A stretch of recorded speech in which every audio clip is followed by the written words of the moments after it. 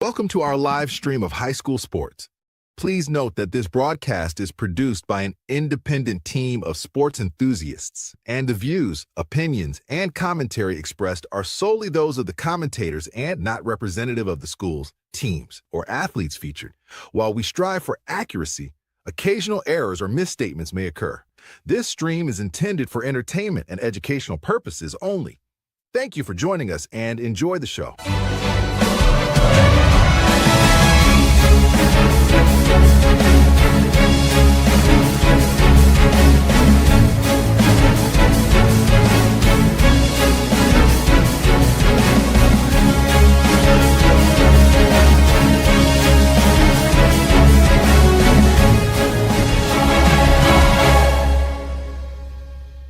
Yeah, come on, let's go. Hey, you ain't never seen nothing like this. Ain't no telling how it might get. It's the hypest right here. High school sports at its finest. So many highlights, you have to rewind it. Hey, Stream City, let me just remind you. The heart of a lion, the team full of fighters. So many stars on the field, it'll blind you. They're giving everything they got till the time's up. Yeah, legends in the making. History is made. We just getting started. You ain't seen a thing. YSN, gotta know the name. They gon' bring the flames. They gon' do their thing. Take it to another level, don't hold back. High school, got a passion and we show that. Got the drive and you know they got the heart. Number one spot for your high school sports. Let's go for the win. Hey. And hello, everybody. Welcome inside a great edition of Wrestling Wednesday. We're always joined by Gary Altizer. He'll be here soon, along with our special guest, who will join us at 12:15 with Gary Altizer to talk all things wrestling that went on over the weekend, especially those EOWL tournaments, of course, at Austintown Fitch. We'll go over those results when Gary gets in at about 12:15. And we also have a very special guest today at 12:15 coming on with us. Landon Durston from Southeast will be with us 12:15. You don't want to miss it. That's when Wrestling Wednesday kind of kicks off today.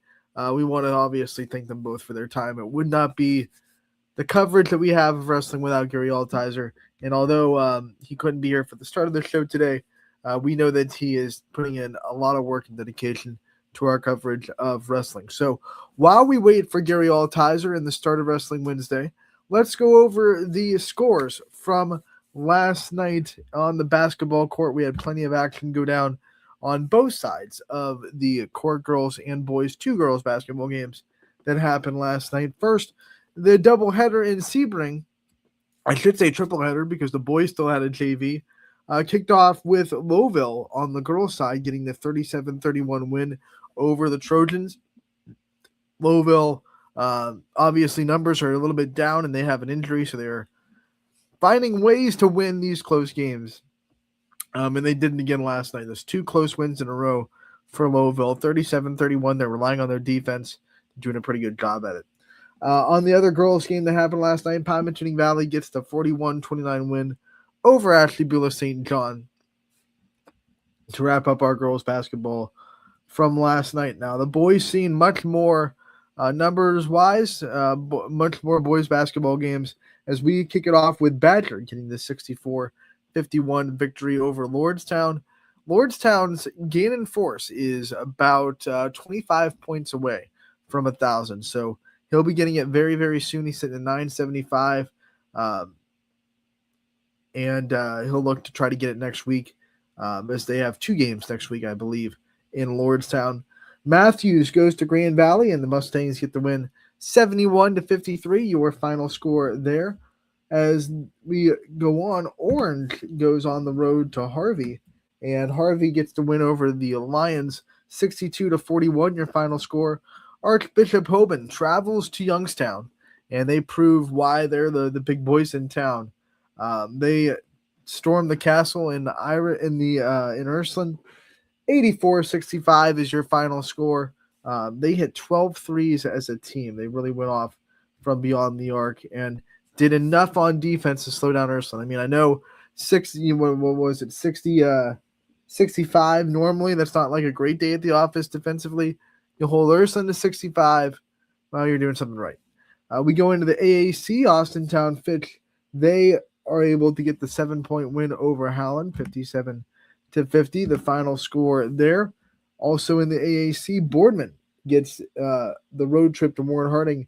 And although Harding had been on the wrong end of some close games, not too long ago, they get on the right end of the close game this time as they beat Boardman 41-40, the final score there.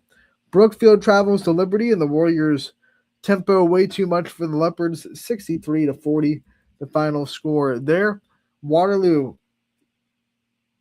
cannot handle the Red Devils as Campbell comes to Atwater and gets the 54-31 win over the Vikings. St. John is able to get the win over Middlefield Cardinal, 56-45, the final score in that one.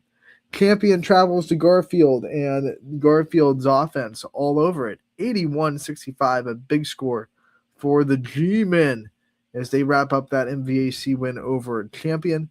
A great one in Wellsville. Maybe Gary can talk about this one a little bit too after Wrestling Wednesday because he was on the call for this Wellsville game.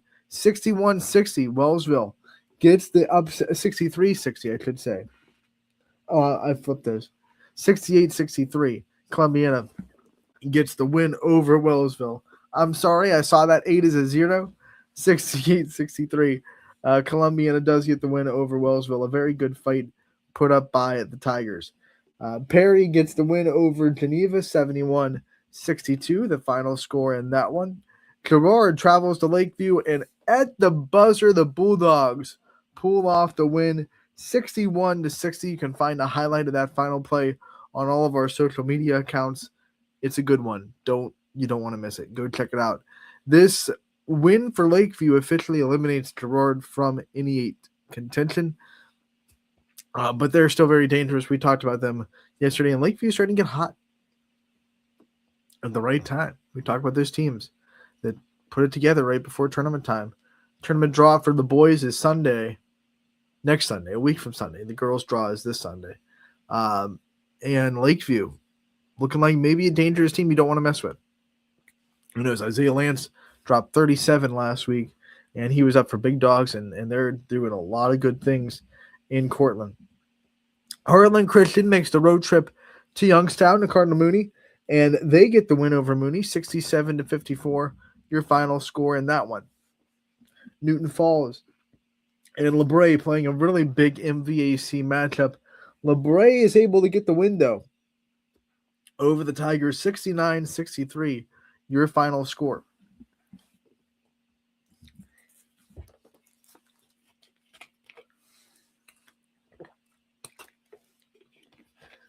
Latonia travels to East Palestine in the EOAC as the Bulldogs get the 70-65 win.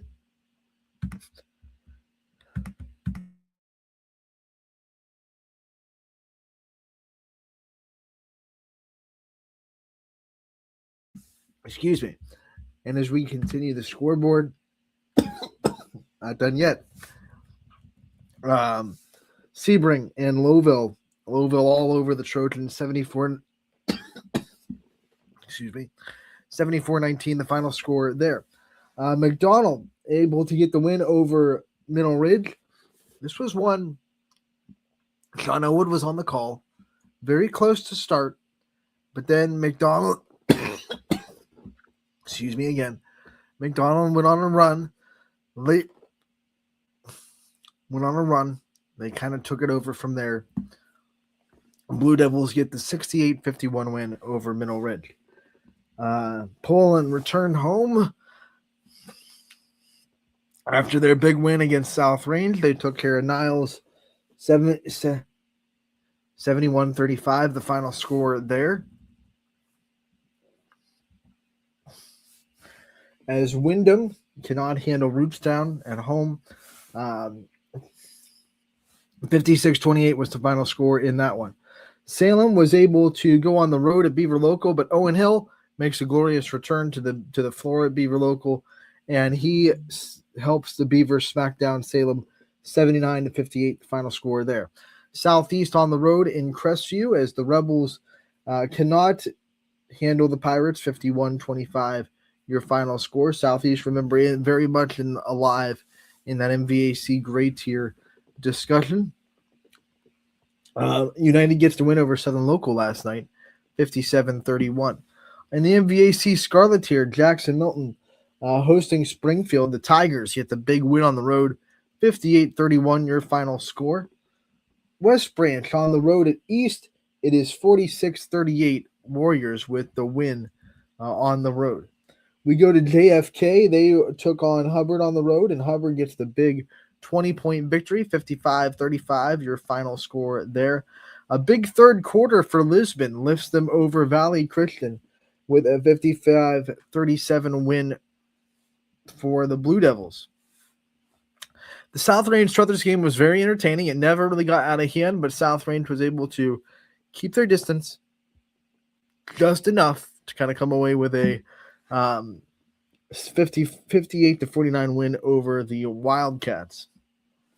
East Liverpool welcoming in Canfield, and the Cardinals are all over this one. 79-36 the final score. Tough one for the Potters, as Canfield was clicking on all cylinders, and when they're clicking like that, just really hard to stop. We saw Pymatuning Valley have their girls in action at home.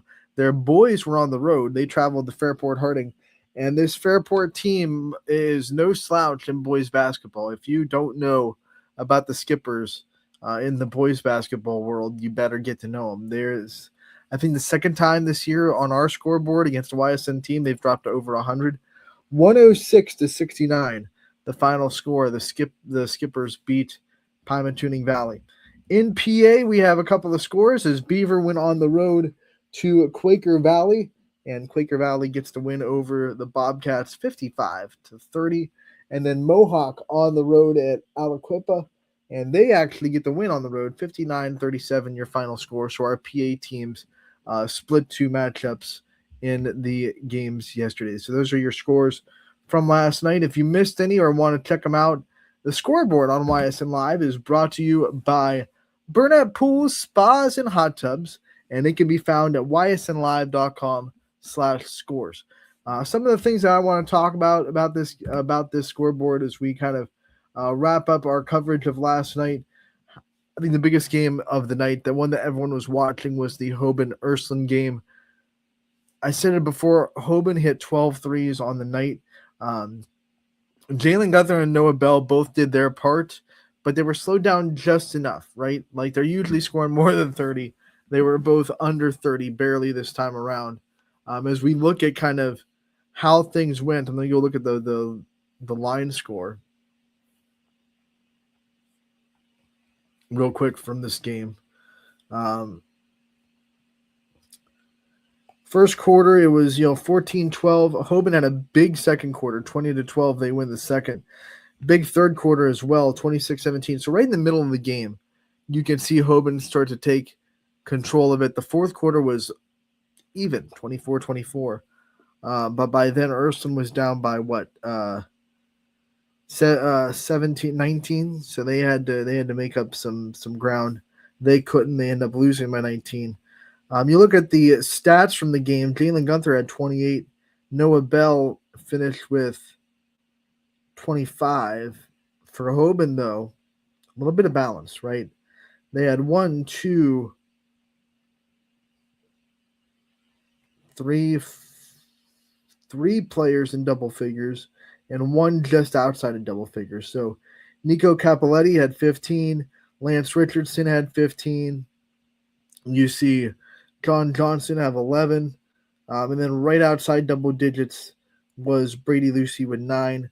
They also got contributions from Ethan Yukish with 8. So Hoban proving that balance can be a really good offset to a team that has two really big superstars that can kind of go off, because Ursuline got theirs with Jalen Gunther and Noah Bell, but you look outside of them, 2 points, 5 points, 3 points, 2 points. No one was really able to contribute outside of those two for Ursuline. So I've always liked the strategy of when a team has players that are almost unstoppable, like you're not going to really stop them from scoring. I think some teams get into the bad habit of like putting all their eggs. We got to slow these people down.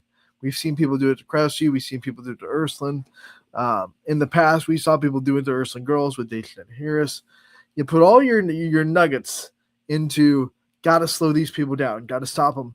And then what happens is the contributors actually do enough to get the win. Sometimes you just got to say, hey, you're going to get yours, but we're going to make sure that your supporting cast can't really help you out that much, and then we're just going to outscore you on the other end. Sometimes that's really what it boils down to. You got to be able to do that. That's what Hoban did. Their high score had 15, right? Ursulin's high score had 28, but they had 2 with 15, 1 with 11, 1 with 9, 1 with 8. So what? Three in double figures, two right outside double figures. So that's 5 players that are kind of continuously getting into that stat column. Ursulin had 28, 25, and then a bunch of 2, 4, 3. They just could not get that supporting cast rolling, and that's why they couldn't keep up with Hoban's tempo. Obviously, Hoban, very good basketball team, so Ursulin is still very capable. This doesn't expose anything. This isn't like panic button time for Ursulin. This is a very good opportunity for the Irish to test themselves, kind of expose some holes maybe, see what they need to look at film. When they make, I'm going to say win because it's going to happen. When they make a deep tournament run, they can look back at games like this, games like Gilmore Academy. They can have tangible evidence on film that they can look at and say, here are some of our things that we need to make sure we stay away from deep in tournament time when we play teams that are of the caliber of Gilmore Academy, of the caliber of Hoban. What can we do to stay away from these things that were kryptonite against those type of teams, and make sure that we have the opportunity to go and win? Because I think talent-wise, Ursulin is absolutely a state championship caliber team. I don't think that's any breaking news. So when they have games like this where they fall short, it's good for them. I know it's old cliche. We want to learn from a loss, and no one wants to lose. You will go out there, you want to win. But I think a really good thing about a championship team is how they can learn, how much they can learn from a loss, how much they can bounce back and kind of gather information from the losses that they do have to make it a tool for positivity and a tool for a run, right? So Ursulin's going to have to do that. They have a couple of losses this year against really good opponents. When the season's over, can they go into the lab, look at those films, and say, hey, let's fix these things? It's not a lot of things. Let's just kind of fine-tune. And that way, when we go up against a team that's that caliber in tournament, we're ready to go. You're going to have to score to beat Ursulin, that's for sure. Even on a quote-unquote slow night, they scored 65. So if you think you're going to just defend Ursulin in the tournament, more power to you. I wish you the best of luck. I'm not necessarily a high believer in that strategy, but hey, stranger things have happened. They say defense wins championships, but I don't know. That one, you're going to have to just defend enough against Ursulin. They've kind of proven this year that they're going to get their points, and you're going to have to score to beat them. You look at their loss, I'd have to double check their schedule, but I think their losses, no one has beaten them without at least 75 points on the scoreboard. So you're not going to win by, scoring 50 points. You got to score to beat Ursulin. Hoban has scores. That's why they were able to go into Ursulin. Play good enough defense. Yes, I talked about, their defense on the secondary scores. But also, obviously, they had to score. They had to score a lot. And they put a lot of pressure on Ursulin by scoring 12 threes beyond the arc. That'll do it. Some other scores. How about this Wellsville Columbiana game? 68-63. Wellsville and Columbiana doing battle. Wellsville put up a big fight, and they just couldn't get it done. We're still waiting for Gary, but while we're just going to bring in our special guest because we are past the 12:15 time, and we want to be a good steward of the time of Landon. So without further ado, we go into Southeast. We go into Ravenna. The Pirates are having a great wrestling season, and man, is this man kind of leading the charge for the Pirates. He had a great weekend in the EOWL, runner-up in the 190. Here we are. We are joined by Landon Durston from Southeast. Landon, how are we doing, buddy? Thanks for coming on. Good. How are you? Man, this has been such a strong wrestling season for you guys so far. Talk about what's kind of been the highlight of it and what's been the driving force and success so far this year for not just you, but this whole Southeast program. It's like our team, in the room, works super, super hard. It's I'd say we're probably the hardest working room in all of Ohio. It's been pretty special to watch like a lot of transfers come to Southeast because like they see what we're building and it's special, and I'm happy that like I'm leaving and like seeing that something's building here because like without me and Dom and Braden and Trevor, I don't think that the team would be where it's at right now because I feel like especially with like Dom's success, like placing fifth at state, he kind of like put people on like watch with like people coming to Southeast. You talk about the great room, and we ask every wrestler that comes on every week this about the drill partners that they have.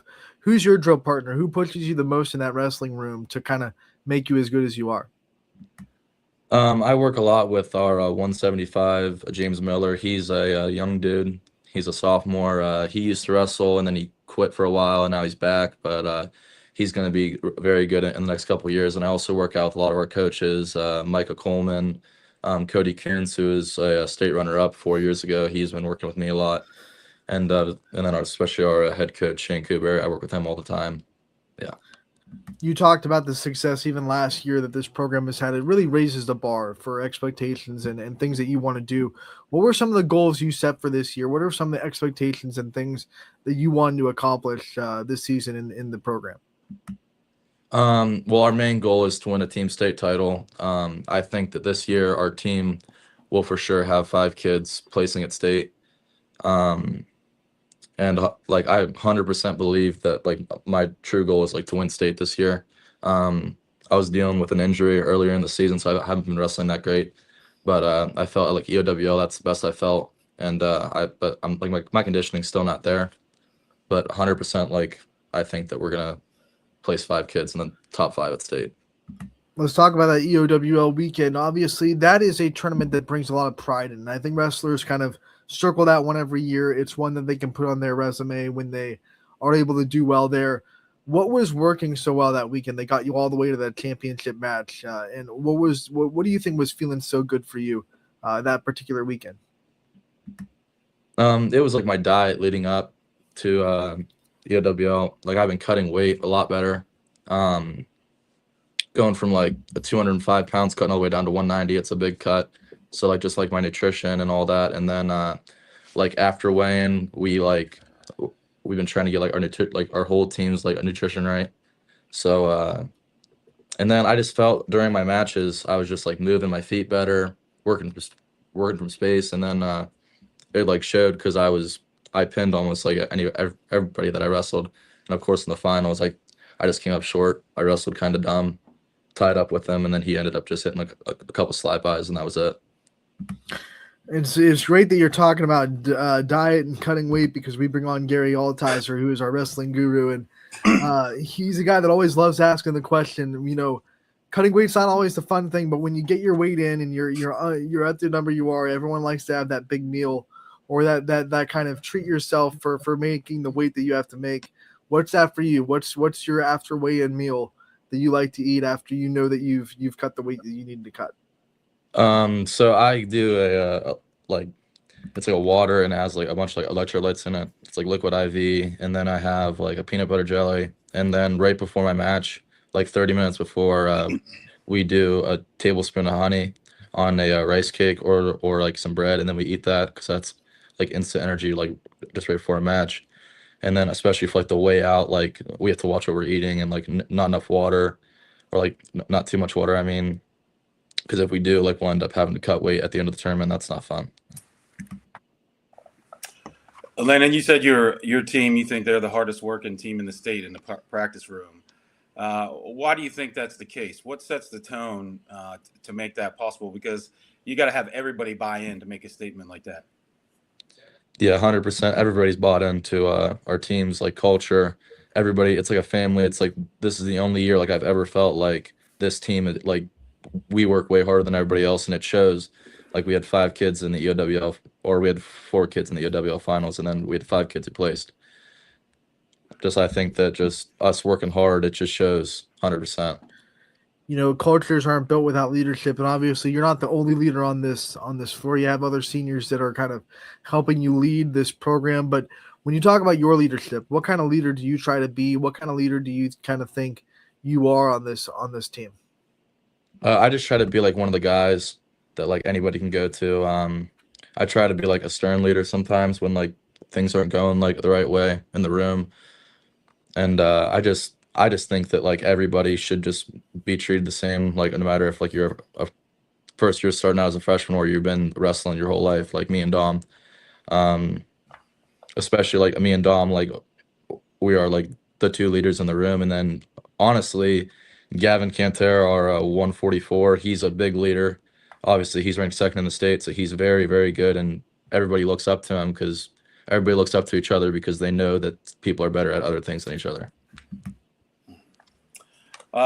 Tell us about the coaching staff there at Southeast. You guys really taken some big steps recently. You got big goals for the postseason. You've got 4 guys that got to the finals at the EOWL. What is it about this coaching staff that has pushed you guys to this level? They just want us to like succeed no matter what. Shane Kuberry, he's been pushing us a lot in the room. He's like one of like the main driving factors for our team's like success. He has totally changed just the whole wrestling like in like the program. He's just changed it all around because like we had a different coach my 8th grade year, and then coming up that coach just resigned, and then we were like, oh, like who's gonna be our head coach? And then this random dude just came, and he was like, he's a PA dude, he's tough. He wrestled at Fargo. He's just a good dude all around. And then we have Mike Kimball. He totally changed the wrestling culture here. He placed 3rd. He was ranked number 1 when he was a senior. That's Dom and Damien's dad. He's just totally helped out, changed our whole youth. We have 70 kids in our youth room. That's a lot. I think we have to have like 2 practices a day just to have like for the kids. The culture is just totally shifting away from like just not doing wrestling to where everybody wants to do wrestling. He's putting stuff out on Facebook. He's putting stuff on Instagram. He's trying to bring like as many kids that just like want to have fun and just work hard, because that's what I feel like is like the main problem is like there's like a stigma about like wrestling where it's like that's all it is, it's just work hard. But like really, like what's changed our culture is everybody's here to have like fun and just like work and just have a good season, because if like you don't love it, then like your season won't turn out how you want it to be. Absolutely. Let's talk about that, because from the outside looking in, people are like, well, wrestling is just like brutal. It's a brutal sport. You're putting yourself through so much physically and obviously mentally. But like you said, your guys are having fun doing what you're doing. What's for you is the most fun part of being a wrestler? What do you love the most about it? What's the part of it that brings you the most joy? I just like being a part of like my team, especially like my friends, Gavin, Dom, Damien, Trevor. They're all in the room with me. Especially like my friends outside the room, like Josh and Shade. Like they come to our tournaments and they just support us. And that's like probably like my favorite part is just like it's like a family that just wants to come together no matter what. Yeah, you made a great point. It's got to be fun. You got to have some fun with wrestling, and a lot of people think it's just a grind, but it's only a grind until you get in shape, until you're giving 100%, and you're out there learning things. What is it that you think about, especially in practice? What's the most fun for you? I like going live. I like just like hand fighting and stuff. I like getting like a little bit physical. I like when like you're almost at like your breaking point. I think that's like my favorite part, like when like you're about to overheat and then you just have to keep pushing, and then it's like so fulfilling at like the end of practice because you're like, I can do it. Like, and that's a big thing because that was like a big thing that like our team struggled with a couple years ago is like we didn't, like as soon as it got hard, like we would give up. Like we lost against like Liberty when like we shouldn't have lost. It was like we were getting screamed at for losing against them. That was a really bad duel for us. But then I feel after that duel last year, we kind of switched our like mindset to where like it's not a grind. It's just like it doesn't have to be like a bad grind, but it can be like a fun grind. And we know you're joining us in the middle of the day, so we appreciate that. We're going to let you go, but before we do, just want to make sure that you are able to give out shout outs and thank yous to people in your life that you know deserve it, that deserve some praise for what they've done for you. So anyone out there that deserves some thank yous and shout outs? Yeah, I want to say shout out to my coaches, Micah, Mike, Shane, Cody, Billy. They're all there, and my whole team. From our 106 to our heavyweight, I just want to say thanks for pushing us in the room, and then especially my grandpa, who's put a lot of time into me. he's put money into me, taking me to all these tournaments, and my dad especially. I want to say shout out to my friends, shout out to my girlfriend, just shout out to everybody that's helped me along the way. All right, Landon, we appreciate you so much taking the time out of the middle of your school day to come on, talk with us about wrestling. We wish you the best of luck the rest of this season, and we hope that all your goals come true and we can see you on the podium in Columbus when state rolls around. Thanks for your time, buddy. We'll see you soon. Thanks, Landon. Yep, see ya. Yeah. From Southeast, Landon Durston coming on with us. What a great kid. What a great program. Southeast, 5 placers at state last year. They're on if anyone's on the trajectory up, it's definitely Southeast in the wrestling room. Absolutely it is. Yeah. And I really love some of the stuff he said. You know, he said his favorite part is when you're at your breaking point, when you're about to overheat and you want to quit, but you push through. And he gave a great reason why, because when practice is over, you've got this new mental hurdle that you've come and gone across and realized, hey, I can do this. It's one of the best and most gratifying feelings about the sport. It was great for him to wrap it up into a statement like that. Like, hey, it's the most fun when you overcome some mental hurdle or some physical hurdle and you show yourself you can do it, because that glow afterwards, that feeling that you have when it's over, is 100% worth it. Gary, he said that the EOWL was some of the best that he felt this year, and he got to the championship match and did what a lot of kids did in the championship match, fell to a kid from Louisville, because Louisville had an amazing weekend in the EOWL. That leads us right into the overall, results and recap of the EOWL this year. Gary, what do you see out of the results, and what are some big things and takeaways from this year's EOWL? Well, it was the usual suspects that you see at the top of the tournaments. Louisville was first, Fitch was second, Beaver Local was third, I believe Alliance was fourth. And then if you were watching Chris Gallucci's stories that he posts on the YSN wrestling page, and you saw the champs he gave the belt to, there's a lot of great wrestlers there, a lot of really good wrestlers, a lot of guys that you've seen win tournaments this season. The guys from Beaver Local, the guys from Fitch, the guys from Louisville were all over that page, especially there in those finals.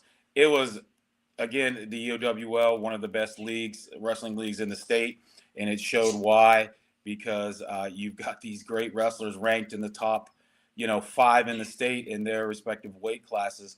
When you've got that many guys ranked that high, coming together for one tournament, the cream is going to rise to the top, and you saw that. Those finals, there were a lot of really, really good kids in those finals, and to win a championship there, you had to bring your A game. So I think it was just another weekend of great wrestling from one of the best leagues in the state of Ohio, and those names are names you're going to hear here in about a month, in about 5-6 weeks when we get to the state tournament. Those are the same names that you're going to see there. We talk about it every year. The EOWL, more than maybe some other tournaments that happen throughout the year, does bring a little bit of pride and jubilation when you know you've done well and you won at EOWL. What do you think it is about this particular weekend that brings kids a lot of pride and excitement when they're able to win at the EOWL? It's a great tournament. I mean, it means something. If you're an EOWL champ, that's something prideful that you could say. That's something to put on your resume that you'll have forever. And it's one that'll put you on the map for the entire state. If you want people to remember your name and to know who you are, you go to the EOWL tournament and do well. There's no way that they won't. They'll have to remember your name. They'll have to remember who you are, because you put yourself on the map and you've done it against great competition. There are teams from Division 1, 2, and 3 in that tournament, and really great teams from Division 1, 2, and 3 in that tournament. So I think it brings out the best, because you have to. If you want to go there and compete, you have to wrestle your best. You said it. Beaver Local had a very good matchup as well as Louisville. You look at this Beaver Local program, a program that we haven't on yet. We did, right? Wasn't Jake Hughes our first? Am I wrong? I know Chris Gallucci talked to Bobby Buhite in his interview. So we definitely have Beaver Local Wrestling on the page. But talking about them, such a well-rounded program right now this year. Do you think Beaver Local has a chance to make some headways in the team final and the team state tournament? Oh yeah, yeah. They've got 4 guys that are ranked in the top 5, I believe, top 8. So you're talking about 4 guys. If you get 4 guys to place at the state tournament, you're going to be up there probably in the top 5 to 7, depending on where they place. But they've got they've got 3 guys, I would say, really all 4 of them could be in the finals. I mean, if you were to do that, you're probably looking at the state championship. So they definitely have a chance. There's no doubt in my mind that they have a chance to get there to the top, to be in those top 3 or 5 teams. And if things break their way, who knows? They've got the firepower, and they've got guys who, some guys will say, hey, if this guy gets hot, he could do something. It's not even that. They've got the guys that on a regular day could get to the state finals. So if they do that, if they put all those things together, yeah, they really could make some noise. And then obviously Louisville was the champions of the EOWL. What are they doing so well? What's Louisville cooking up right now, and how special can this year be for the Leopards? They're doing the same things that they've always done. They're good top to bottom. They have no holes in that lineup. And even now, I believe this is the second year that they're in Division One. Even moving up that division, they're still really, really good, and they've still got guys ranked in the top 10 and guys that are expected to place to get on the podium in Division One. Louisville's doing Louisville things. It's another week down, Gary, another week closer to the postseason. What are some things on the horizon that are coming up in the next week that we have to look out for? You're just going to have your league tournaments are coming up. That's what's coming up. You've got your league and conference tournaments. That's usually how teams wrap up their season. Their dual commitments are coming up to coming to an end. We will be 3 weeks away from sectionals here this coming Saturday. So finishing up those commitments, and then for me personally, of course, we have the Buck Bailey tournament coming up a week from Saturday. We've got 24, 25 teams coming, and that's really the final tournament, at least locally, around at least a bigger tournament. So that's what we've got coming up, and then we get ready for sectionals on the 28th. Some stuff that's on our schedule that will be happening over the week that we want to call out. Tonight, a big duel. Louisville, who we've been talking about, goes to Austintown Fitch. That should be fun. They both kind of did their own thing in the EOWL, so those are 2 heavyweight matchups that are going to be real fun to watch. 6 o'clock is the start time for that. Battle of the Crestviews tonight at 5:30 at Crestview. Going to be fun there too. Tomorrow we have a lot of boys wrestling. Garrettsville Garfield goes to Southeast, who we just talked to with Landon. Lakeview goes to Latonia tomorrow. Columbiana going to be at Mineral Ridge. West Branch at Salem. That's always the big rivalry in every sport. Don't care what it is. They'll get up for that duel. And then Shocker going to Wyndham tomorrow. We go to the weekend, and we see Howland at West Branch. Edgewood, Grand Valley, Lakeside, and Pymatuning Valley are all going to Jefferson for a big one. And then Southern goes to Crestview for a duel on Saturday. So those are the ones that are on our in our view for the weekend as well. Gary, like you said, you're getting really close to the Buck Bailey. Not this weekend, not even, but next weekend, right? A week from Saturday. On Valentine's Day. Yeah. As it gets closer, do the butterflies start coming? Like, oh, here we go. It's getting almost time to see if we can get this off the ground again. Oh yeah.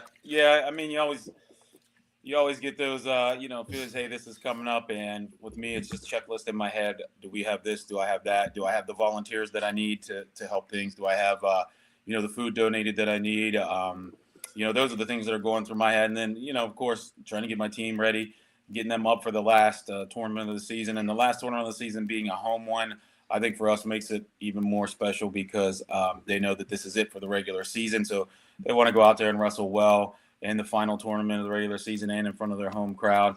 So yeah, there are always butterflies, always excitement when this tournament comes around, and we're ready to go, ready to have another great tournament. Last year, I think, was probably one of the best Buck Bailey tournaments that we've had. We had some great competition, and we got some really good competition coming back this year. So I'm looking forward to it. One thing I want to address for any new wrestling Wednesday fans that are out there trying to get into the sport, remember, we're so excited for the basketball tournament draws that are going on the next 3 Sundays with boys and girls basketball. finding out their brackets, but the tournament time for wrestling, you won't know the matchups until right before those happen. So harder to kind of have this big preview show for districts and sectionals for wrestling, because of course they come out with the Thursday before usually they put out the brackets. Yeah, it's usually that. Yeah, usually the Thursday before, and there might have even been times in the past where it was like Friday. But the way it works is you're assigned to a district, and at least in our district, every team gets points assigned to them. And the way you get your points assigned, or do you have a weight class filled? Is that wrestler one with a winning record or not? Were they a district qualifier? Were they a state qualifier? Were they a state placer? Were they a state champ? And each wrestler gets assigned a certain point total for those different categories or those different accomplishments. And then you add those all together, and it goes into a list from the top to the bottom of, however many teams there are, 50 or 60 teams, whatever. And then it starts from the bottom to the top. You pick which one of the 4 sectionals you want your team to go in. And then if there's a team that has a higher ranking than you that wants to get into a sectional that's full, and you're the first guy up or the one with the lowest points, you get bumped out. That team gets put in, and then you pick another sectional. So there's a lot of strategy that goes into it. And like right now, I have no idea where we're going to wrestle our sectional tournament at. We do that this coming Sunday on Super Bowl Sunday. So I'll at least know that much. But we will not know those brackets until probably the 26th or 27th, and the tournament's on the 28th. So what we will know and we'll be able to talk about next week at least is where these teams will be wrestling, right. Not necessarily who they're going to be matched up with, but we'll know where everyone's going, and we can talk about that next week as well as the things and the results that we get from the coming week. Gary, before we let you go, because you were on the call last night for a pretty good basketball game, want to get your chance to talk about it. Columbiana gets the win over Wellsville 68-63, but man, the Tigers put up a really big fight against the EOAC leading Clippers. What did you see out of this matchup? It was a really great matchup. A couple really, evenly matched teams. Wellsville really played them tough. They played them tough the first time around. I really think the difference in the game was Columbiana finished at the basket underneath. They had really a couple guys that played really tough underneath them, and they were able to finish when they got there. And, the 5-point game, Wellsville was winning most of the first half. Then they got down big in the third quarter. They went really cold in the third quarter, down 13. They were able to storm back. Darnell Rowe had a great game. I believe he had 31 points. And Austin Atkins got really, really hot in that second half. They were both hitting threes from 4 or 5 feet behind the 3-point line, keeping Wellsville in it. But, at the end of the day, Columbiana they did their job and were able to get a lead and keep it there in the last minute and a half or so. But, Wellsville team is one that you can't take lightly, that I feel like anybody on their schedule they could beat on any given night. Columbiana they're athletic, they're long, they're athletic, and they have, a rotation of about 8 guys who keep them fresh, and they all just come in and they can all do just about anything. We have great basketball matchups on the docket tonight. Make sure to check out ysnlive.com/live to see where we'll be at. And also we'll have a graphic that comes out every day. It'll come out soon on our social medias. It'll tell you what games we have on the network. But for now, let's go to our great sponsor, one of our favorite sponsors, Joe Dickey Electric. Everything electrical can be found at DickeyElectric.com, and they're the sponsors of our daily What's Your Spark? And here we go.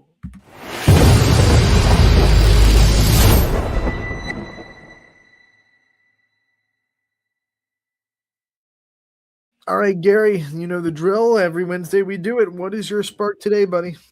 Hey, last night at that basketball game at halftime, the elementary cheerleaders for Wellsville came out and put on a performance in front of the crowd. It was really, really nice to see the elementary kids be able to come out and experience a high school game, to get to participate. The cheerleading coaches announced every single kid that was out there on the floor, and this is, I believe, from ages, I think it's from kindergarten through 6th grade. They were all out there. They had a blast. The crowd really was cheering them on from both sides, from Columbiana and from Wellsville. So my spark today goes to the elementary cheerleaders. My spark today goes out to Coach Christopher Bees. And if you have not found him on social media, you should go look it up. It's this 6-year-old kid, maybe 6, maybe 7, 6, 7. Woo. But he's a very young kid that his dad's the basketball coach wherever I don't know where they're located necessarily, but he kind of roams the sidelines like his dad, and he coaches. And they get him mic'd up. He's hilarious. He's great. I love it. I want him to coach our All-Star game. I would move mountains if I could get him to come and coach our guys up, because it's great. Like, he knows what to say. He's drawing up plays on his dry erase board, and he's calling guys out. And I'm like, can you imagine getting called out by a 6-year-old? Like, dude, you're not boxing out. You're not rebounding. You gotta rebound the ball. There's one that he's like, you're scared to rebound the ball. He's scared to rebound the ball. He's just stand there like this. It's hilarious. If you haven't seen him, go watch Coach Christopher Bees. It's real fun to watch. And man, if you have a passion for coaching at a young age, we love it, because obviously we've heard all the noise about how there's a coaching shortage and no one wants to coach anymore. So I love seeing young kids passionate about coaching, because that's what they see people in their lives do. So it's really fun. So if you're a young kid out there and you're passionate about coaching, let us know and let everyone know, because we need a little bright spot. We need a spark at the light at the end of the tunnel, because right now it's kind of like doom and gloom in the coaching community, where we're losing coaches and no one wants to coach anymore. So when I see young kids passionate about coaching, whether it be 6-year-olds, 15-year-olds, I don't care. I get fired up. So, because we need more good coaches. So keep it up out there. And go find Chris Bees on social media, because it'll give you a good laugh. Yeah, you're making a great point. That a lot of people don't want to coach anymore. It's really hard. Coaching's not easy. You've got to wear 15 different hats.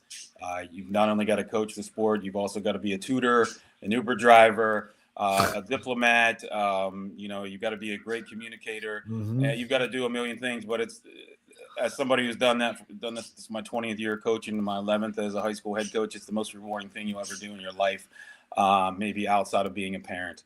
So don't knock it before you try it. Yeah, it's hard, but it's also rewarding, and nothing good in life comes easy. Every time I ask a new coach what the biggest thing that they didn't expect was going to be a big thing, they say the paperwork. So also don't forget, gonna have to fill out a lot of stuff. A lot of paperwork, a lot of filling out boxes and checking boxes and signing things for your kids. So make sure you know what you're walking into on that side of things. That'll do it for today's show. We want to thank you guys for tuning in. Want to definitely thank Landon for coming on in the middle of the school day. We appreciate him. Also, we appreciate Southeast School District for kind of letting him come on in the middle of the day. We know a lot of schools now are kind of really locking down on this no technology during school hours thing. So we've had some trouble getting kids on, but wrestling wise, we've had nothing but love from the schools that we've reached out to that help us get these student athletes on during the day. So we want to thank them for kind of laxing a little bit in that rule, because we know it's taken very seriously for good reasons, but we're not trying to do anything weird. We're not trying to, give this kid answers on his test while he's, and guess what?